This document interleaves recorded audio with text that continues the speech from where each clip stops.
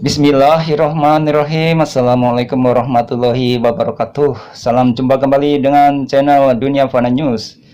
Kemajuan Malaysia di segala bidang tentu tak lepas dari cara berpikirnya yang proporsional. Artinya sesuai dengan proporsi atau seimbang antara hasrat dan kemampuan. Contoh cara berpikir proporsional Malaysia yaitu dalam menentukan skala prioritas kemajuan di bidang pendidikan dan kesehatan sebagai basis penting yang akan menentukan kemajuan di bidang lainnya seperti ekonomi, infrastruktur, pariwisata, pertanian, teknologi, dan lain sebagainya.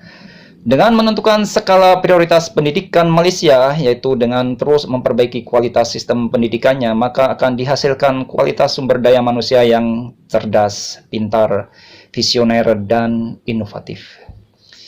Sedangkan kualitas sistem kesehatan Malaysia yang terus diperbaiki akan menghasilkan sumber daya manusia yang sehat bugar sehingga mampu bekerja secara kreatif dan produktif. Maka tak heran bila Malaysia berhasil meraih gelar sebagai negara dengan sistem pelayanan kesehatan terbaik di dunia dalam beberapa tahun belakangan ini. Bahkan Malaysia juga menjadi negara dengan destinasi wisata medis terbaik di dunia karena kualitas infrastruktur, fasilitas medis dan tenaga medisnya berstandar internasional. Namun harganya terjangkau bahkan jauh lebih hemat daripada di negara-negara maju lainnya.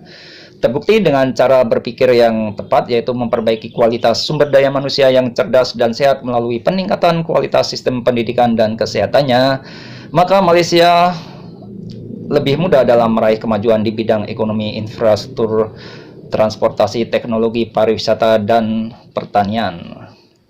Kenapa cara berpikir yang proporsional itu begitu vital dalam menentukan kemajuan Malaysia di berbagai bidang? Berikut ini admin Dunia Fana News mencoba untuk menguraikan tentang betapa pentingnya mengelola pikiran kita yang sehat dan jernih agar mampu menghasilkan sesuatu yang bermanfaat untuk kepentingan dan keselamatan dunia dan akhirat. Begini uraian singkatnya, setiap orang dalam melakukan sesuatu pasti atas perintah pikiran yang merupakan penganalisa dan eksekutor dari suara keinginan hawa nafsu dari hati. Pikiran pula sebagai filter yang menentukan apakah keinginan hawa nafsu di hati itu benar dan masuk akal untuk dijalankan. Contoh misalnya, hati menginginkan jadi orang kaya namun berdasarkan analisa pikiran itu tidak mungkin sebab dari profesinya yang hanya sebagai pegawai kecil itu tak mungkin karena gajinya hanya pas-pasan untuk biaya hidup.